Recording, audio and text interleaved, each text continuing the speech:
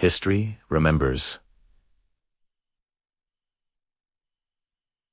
emperors. It remembers generals, conquerors, and kings who ruled through swords and armies. But some of the most powerful rulers in human history never wore a crown, never led a legion, and never sat openly on a throne. They ruled from the shadows, and among them, one woman stands above all others. Her name was Livia Drusilla. Born in 58 BC, she would live through the fall of the Roman Republic, the rise of the Roman Empire, and the reigns of multiple emperors. By the time she died in 29 AD, she had shaped Rome more profoundly than almost any man who ever ruled it. Many historians argue that Livia was not just the most powerful woman of early Rome.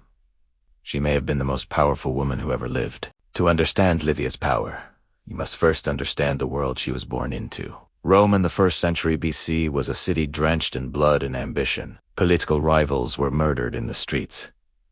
Alliances shifted overnight. Power belonged to those who could seize it and hold it, no matter the cost. Livia was born into the ancient Claudian family, one of Rome's oldest and most ruthless aristocratic lineages. From childhood, she was trained not in softness, but in survival. She learned discipline, restraint, and most importantly, patience. At 16, she was married to Tiberius Claudius Nero, a man deeply involved in Rome's civil wars. Through him, Livia was thrust directly into the brutal politics of the collapsing republic. She witnessed exile, defeat, and the terror of living on the wrong side of history. Then, fate intervened. In 39 BC, Livia met Octavian, the man who would soon become Augustus, the first emperor of Rome.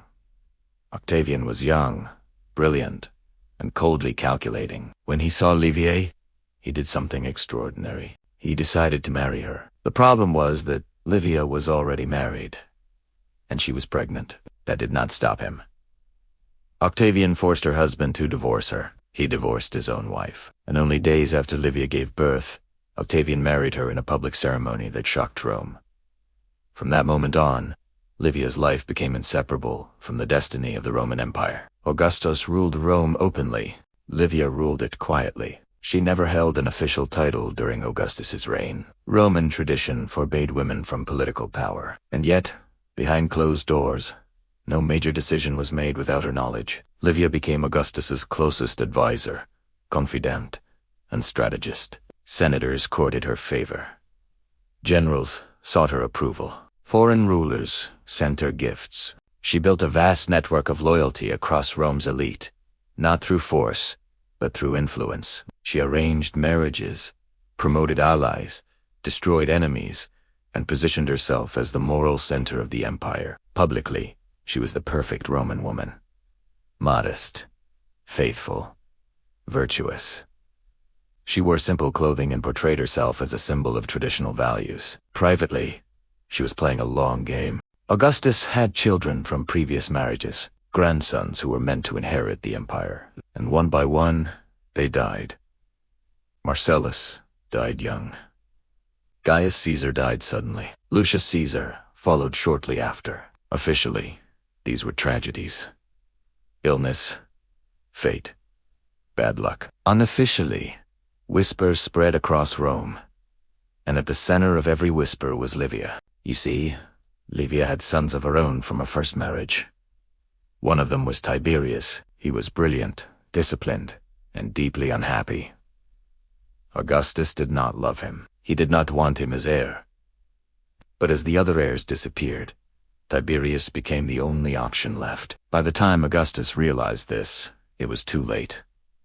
In 14 AD, Augustus died. The official cause was natural illness, but ancient historians like Tacitus and Cassius Dio recorded rumors that Augustus had been poisoned, possibly through figs from his own garden, prepared by Livia herself. Whether this is true or not, one fact is undeniable. Within hours of Augustus's death, Livia controlled the empire. She managed the announcement. She secured the loyalty of the army. She ensured that Tiberius was proclaimed emperor without resistance.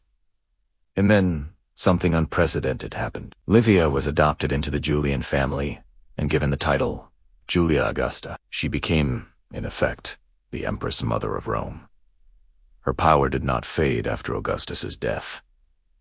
Tiberius ruled in name, Livia ruled in reality. She sat behind curtains during Senate meetings. She received petitions. She issued instructions. Coins were minted with her image. Temples were dedicated to her. At times, her influence overshadowed the emperor himself.